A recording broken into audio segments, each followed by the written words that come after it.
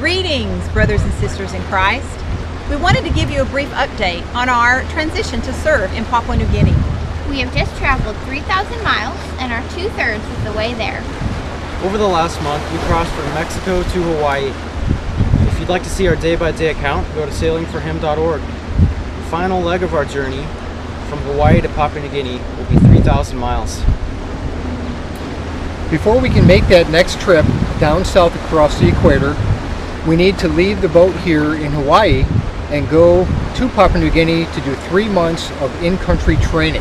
The training that we must complete is required before we can begin working in Papua New Guinea. It is specifically around cultural and language immersion.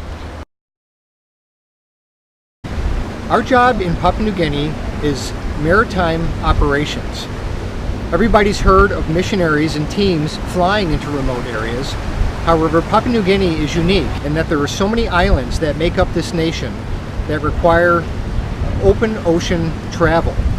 Our job is to get into the area and help set up a safe transportation system so missionaries can get in and do the work that God has called them to do.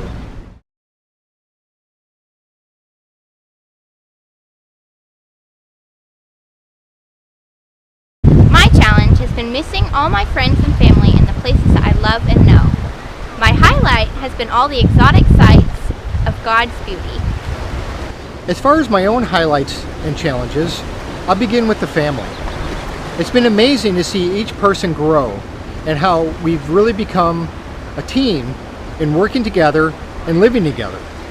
For my own personal challenge, it really comes down to sleep. The operation of the boat and keeping everything in order and shipshape is much like being an on-call doctor. Something's always going on that I need to be aware of. My challenge has to do with homesickness. I really miss my friends. I miss being around other Christians and the encouragement and the fellowship that provides.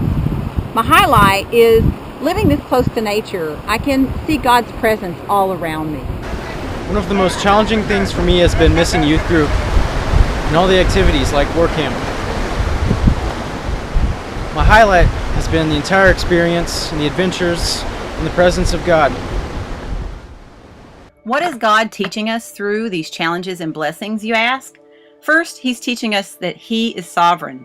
We originally thought we had control over our schedule and our destination. We soon found out we didn't, and we ended up here in the Hawaiian Islands instead of the Marquesas Islands, and we ended up here at a different timeline than what we originally thought we would. He's also teaching us that He is ever present. We could see His face in the stars and the clouds, the sunrises, the sunsets, even in the faces of our children as they danced in the rainbows.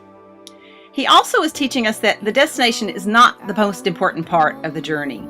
All along the way, we need to be ready to share our faith with the people that God puts in our path, even if we're in the middle of the deep blue sea at the time.